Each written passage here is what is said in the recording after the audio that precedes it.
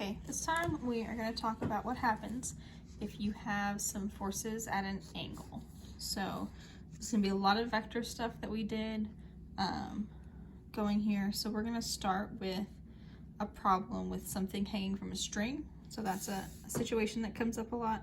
So let's say the tightrope comes up fairly often. So let's say you've got a tightrope walker.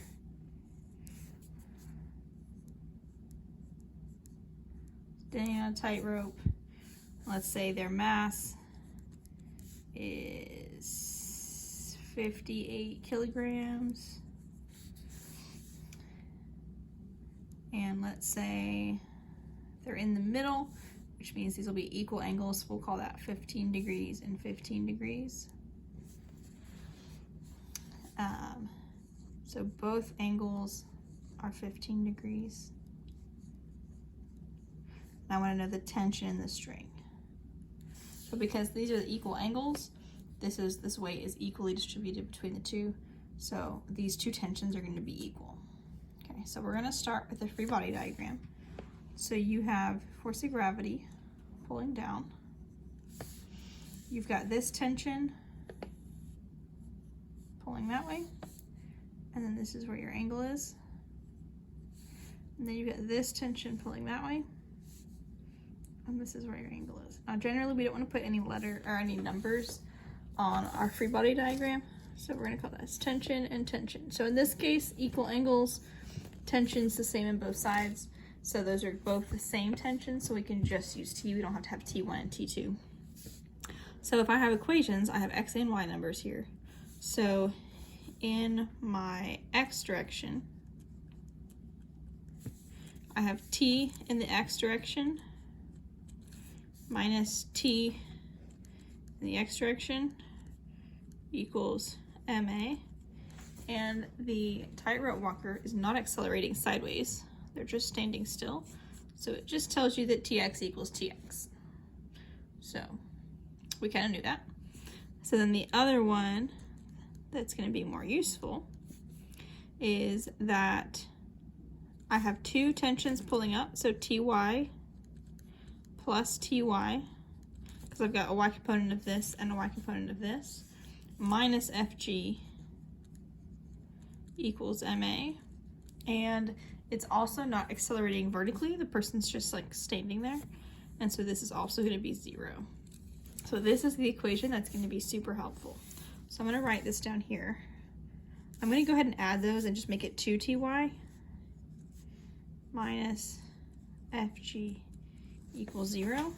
So that means that 2 and TY, I'm finding this component. That means it's opposite. So it's going to be sine. So I'm going to go T sine theta, and I'm going to add this to the other side, equals FG. FG is mg. So I did several substitutions there. I did your sine theta, I moved the FG, and I substituted mg for it. But remember, we're looking for t. We do have theta, and we have m, and we have g. So we're going to divide by 2 sine theta, 2 sine theta. So those cancel. So t is going to equal m, which is 58, times g, which is 9.8, over 2 sine 15. So if I do that,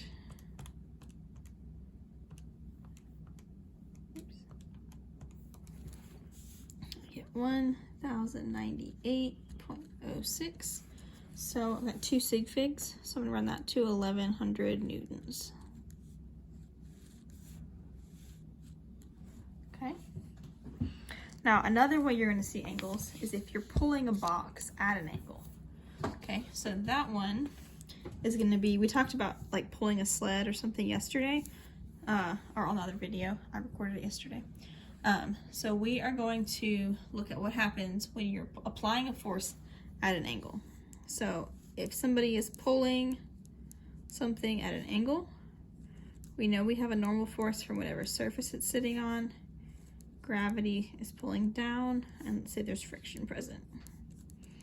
So this is, let's say, you know, a kid pulling somebody on a sled, or you walking your dog and pulling on the dog, or pulling a toy, or whatever you want to call it.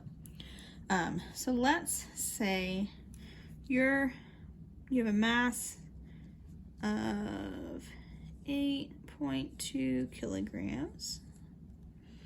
Let's say I'm pulling with a force of 15 newtons at an angle, so your angle's right here, of 39 degrees, and the coefficient of friction is 0.45. I think that's all you need. Let's say I want to find the acceleration. Okay, so we got to start with our free body diagram, which we have, and then we need a force equation. So I'm gonna do x direction first. So I've got FP pulling this way, but again, it's only part of FP, so I'm gonna call it FPX minus FF is your friction force, equals MAX, which, by the way, this is the direction it would be accelerating, so that's the A that I'm looking for. And then in the Y direction, I have normal force going up. I have FPY, so again, just part of the FP, so FPY going up, and then gravity pulling down. So that's going to equal MA. And my object is not moving vertically at all, and so this is going to equal 0, which is going to be often the case. So if you're stumped, see if that's the piece you're missing. So I'm going to take this. We're going to see if we can do what we need to with it. So I have FPX, so it's the X component. So I'm going to rewrite that as FP cosine theta.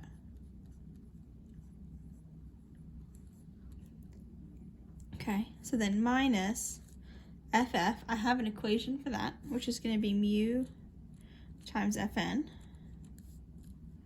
equals MAX.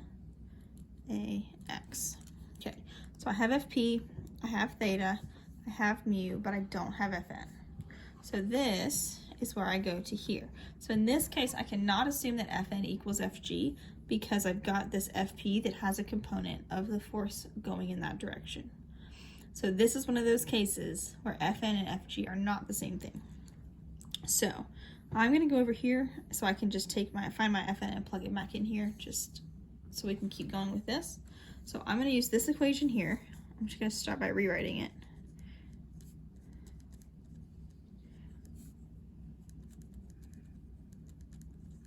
Okay, so Fn is what we're looking for. So we're going to move these two over. So I'm going to move this over, it becomes a positive, and it's equal to mg. Okay, so that comes over here. If this comes over here, it's going to be negative because it's positive now. Fpy is going to be the same as Fp sine theta. I'm going to go ahead and plug that in. So notice, if this was the case, Fn equals mg, that's if there's no vertical piece. So essentially, you have to subtract whatever weight the Fp is supporting, and then the normal force is going to take the rest of it. So I can do this a couple ways. So I can just take this equation, plug it in here, and then keep going and not actually plug any numbers in. Or you can take your numbers and plug them in here and get an actual like numerical value for Fn, and then plug that value in here. It works either way if you have the information to do it. There are occasionally times that like you don't have a mass, but if you do all the problem all the way through, your mass will cancel. So sometimes you have to substitute the equation. I tend to do it that way, partly because then some things cancel out, and then partly because you're typing less in your calculator, and every time you type something in your calculator, there's a risk that you're going to type it wrong. So I tend to just kind of leave the algebra in there until I get to the very end and then do the math. This one, I'll plug numbers in first. In another one, I'll kind of show you how you go through it without plugging anything in. It doesn't matter which way you do it as long as you show me what you're doing. So this M is 8.2 times 9.8 minus FP, which is 15, sine 39. So then I can get an actual number value for Fn. What I get for that?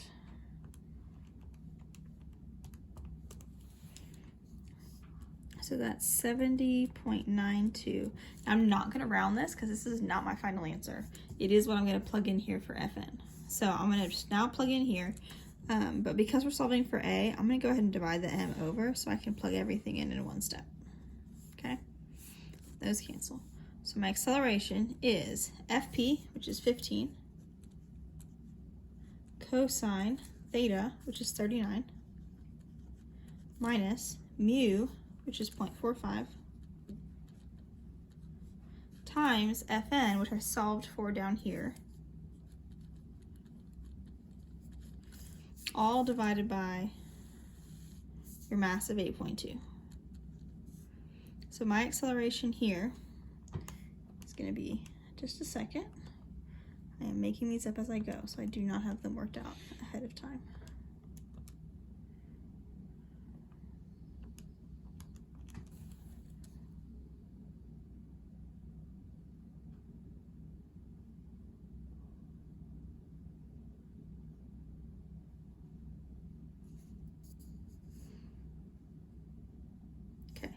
So I end up with negative 2.47. Let me just double check that.